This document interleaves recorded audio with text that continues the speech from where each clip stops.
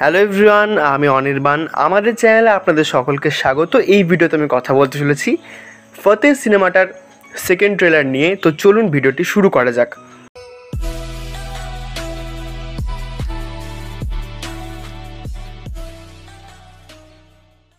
তো ফতেহ সিনেমার second trailer আজকে দুপুরে আপলোড করা হয়েছে জি স্টুডিওজ চ্যানেলে, এবং প্রায় 3 মিনিটের একটি ট্রেলার।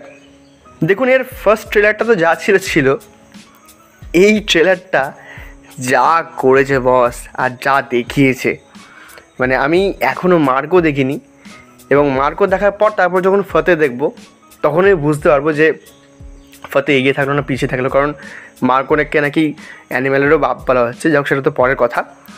এই ট্রেলারটা যা মজা দেবে, এবং এখানে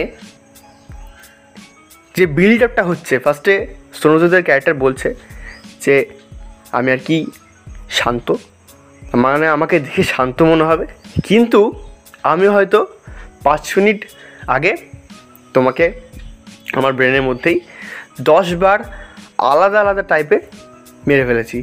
মানে কি ভয়ঙ্কর তার ক্যারেক্টারটা এখানে হতে চলেছে। এবং সে হয়তো পাস্টে কোনো র এজেন্ট ছিল, এবং তারপর লাইফে তার কেউ আসে, তো তার ফলে সেই হয়তো কাজটা ছেড়ে দেয়, এবং কিছু একটা ঘটবে যার ফলে আবার সে এরকম বিস্ট মোড বা গড মোড, যা ইচ্ছে তাই বলুন, সেখানে চলে যাবে। সোনু সুদ কী বানিয়েছে!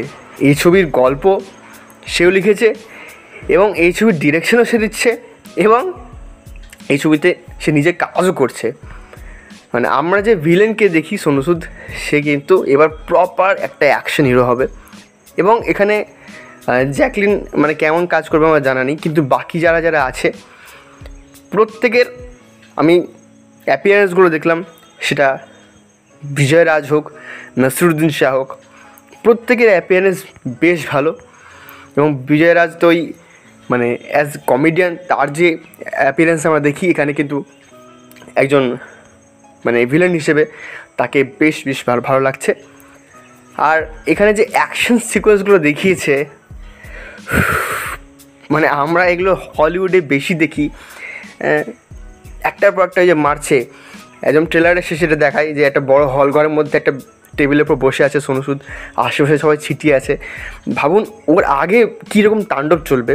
এবং আমার মনে হয় যে গোটা সিনেমায় হয়তো সব মিলে 3 থেকে 4টে মানে অ্যাকশন সিকোয়েন্স থাকবে।